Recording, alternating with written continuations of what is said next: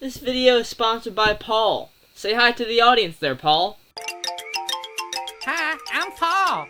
Kingdom of the Planet of the Apes was directed by Wes Ball and released in theaters this weekend. Now welcome to my review. This is going to be a non-spoiler and spoiler review. We are going to do non-spoilers first, just going to give my genuine consensus on the film, what I thought of it, and I'm going to give you guys a rating, and then we are going to get into spoilers. So, if you have seen the movie, then you want to get to spoilers, you can go right to that point in the video. There will be spoilers, but if you haven't seen the movie and the previous films, Rise, Dawn, and War for the Planet of the Apes, then you definitely want to stay away from that point of the video. You want to stick to the non-spoilers. Let's get started. So, I actually have a confession to make. I didn't start watching these Planet of the Apes movies until about a week ago when I first started watching Rise, and then I went to Dawn and War. Now, Rise and Dawn I thought were good. Alright, I liked them. They were a good start.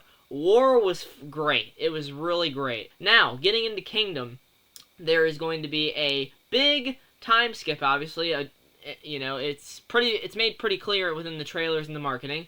We are 300 years after the events of the previous film, where of course Caesar is dead, and there will be multiple things that I'm going to be talking about in this review that have to do with Caesar, because they have his legacy basically sewn in throughout the course of this movie. Even though he's not in it, you feel his presence. We have apes basically taking over. They have made this planet their home officially. 300 years after the War for the Planet of the Apes, shit is not good for the human race. There is not many of us left, and the apes have taken over. They've built societies. There are different clans and factions of them, and I like that idea. We have our main character, Noah, and he stumbles upon a human named May, and this orangutan named Raka, and they basically go on a journey to try and find Noah's missing pack that is taken from him at the beginning of the movie. So, obviously one of the big things I want to discuss in this movie is Kevin Durand. Last seen in Abigail, just a few weeks ago, we covered Abigail. He was, I forget what his character's name in that was, but he was hilarious in it. Nonetheless, he plays our villain in this one called Proximus Caesar, sorry. And he is the king of this Kingdom of the Planet of the Apes. He is top dog. He is threatening. He's imposing. I felt his presence on screen. Granted, I will say it takes a little bit for him to get into the movie. About halfway through is when you're going to start getting Kevin Durand. But from that point on, he is really an imposing figure. He makes his presence known. And I really enjoyed his character in the movie. It was very interesting. Great villain. Probably my favorite that we've had so far since Koba. Because Koba was pretty good. We have our human character, May, who we learn is pretty actually like smarter than the other humans, which is, I thought it was an interesting parallel between her and Caesar, where in Rise of the Planet of the Apes, the humans are like, wow, this ape is far different and smarter than the other ones. And in this movie, they're like, oh, May, this human is far smarter and more advanced than the other ones. And we'll get into that in spoilers where we go with that.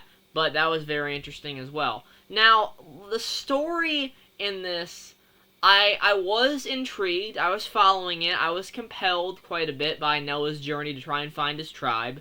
But I wouldn't say it's actually as compelling as Caesar's story arc throughout the first three movies.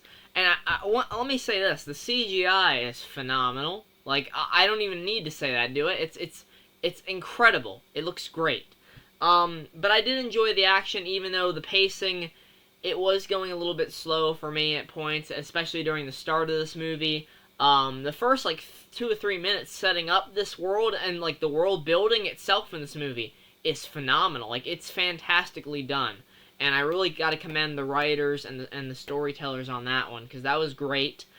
Great work telling the story, telling us about the evolution of where the apes have went since we last saw them in War, and just giving us that scope of, wow, the world is truly, broke, the one we once knew at the beginning of Rise. It is truly broken. So yeah, I enjoyed all of that. The character of Raka was really great. Hope to see him more in the in the future installments, because there's definitely going to be more of these. I actually heard today that there are 5 more movies planned for this franchise. So go out and see the film, I guess. Because it is worth seeing, I would say. Overall, I'm going to give Kingdom of the Planet of the Apes 7 out of 10. I enjoyed it. It was a fun adventure, another great entry into the franchise. It does a great job with its world building. The scenery is really great. I like the characters. I'm liking where their story is headed. I want to see more, especially things that they hint at towards the end of this movie. I'm interested to see where they go with that. And, yeah, go out and see it for sure. If you're a fan of the franchise or you want to get into it, definitely go into it. You might like it even more than I did. Thanks so much for watching this non-spoiler section. Let's get to the spoilers. So, entering spoilers, I want to talk about first the beginning. So, the very first shot of the film is Caesar. We get to see Caesar's funeral. We get to see the apes and Maurice surrounding his burning corpse as they mourn him. But his legacy will carry on. And I really love that that is 100% true in this movie. So, I think that Caesar's, even though I missed the character, I love how his legacy is felt throughout the entire movie, where we meet Raka and he tells Noah of everything that Caesar did and what he was, teaching about his ways with the humans, his compassion, his humanity. And on the opposite side of the spectrum, we have Proximus Caesar, who is manipulating those beliefs and basically doing the opposite of what Caesar would want, which is he wants to annihilate humans. I like how this movie tackles that, how these different beliefs can be manipulated and turned into something else by a person of higher power. And our main character, Noah, has to deal with this information because we see at the beginning of the movie he's obviously not a friend to the humans, because he's gathering these eggs, because his clan, they have a bunch of hawks. It's used throughout the movie in a very clever way where he actually sees his father in one of these hawks, because his father dies at the beginning of the movie after Proximus Caesar sends his guys there to raid his village and kidnap his clan. But meeting Raka on his journey, he learns more and more about what Caesar believed in, and he eventually comes around to our main human character in this, May. But we learn that there is actually more to her than we once thought, because she can form full sentences, really well. She talks very intelligently, and we get the idea that she's a part of something bigger, and sure enough she is. She is trying to find this equipment and this technology. She's trying to get her hands on this technology that Proximus Caesar is also trying to get his hands on hidden by this gate. They're trying to get this gate. They're trying to pull it down. It seems like every day he's putting these apes to work, pulling the gate. No luck. But May is devising a plan with the help of Noah to get in there and get the technology before Proximus Caesar gets a hold of it.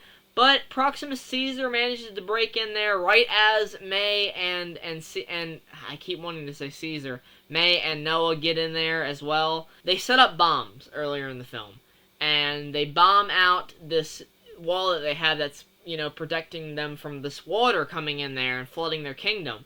But she blows that up, and the water flows in there, and it's really awesome. You got the apes all flailing around. The king is I'm pissed off.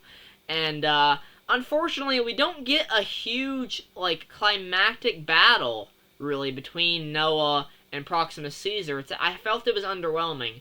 Because, okay, so there I go, trying to say Caesar again.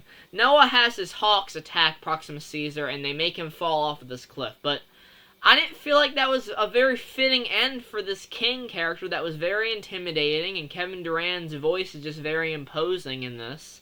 And I don't know, I wanted more out of that. And there's also this other ape character that kills Noah's father earlier in the movie, and they don't do a good job of setting up the rivalry between those two. There's no weight to their interactions, I didn't feel like, really. I didn't feel like he had a personal vendetta against him or nothing like that, so that needed some work.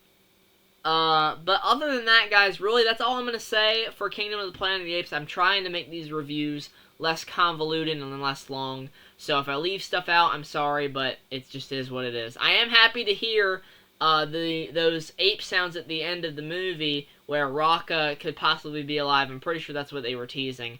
And also what they are teasing with space, the possibility of them finding astronauts that went missing in the midst of all the chaos in Rise of the Planet of the Apes. So that would be interesting. I'm interested to see where they're going with this franchise, where they're going to go with these characters and stuff like that, how they're going to integrate Caesar's legacy and his beliefs in these further installments. It'll be exciting. So, thanks so much for watching the review, guys. Hope you enjoyed. Let me know down in the comments below what you thought of Kingdom of the Planet of the Apes. And if you want more reviews like this, make sure to leave a like and subscribe. And yeah, we're gonna have more content coming. Like I said, it's getting into summer. It's gonna get more complicated. Less and less videos, maybe 2 a week, if that. But hang in there. I'm gonna get some great content out to you guys. It's gonna be good.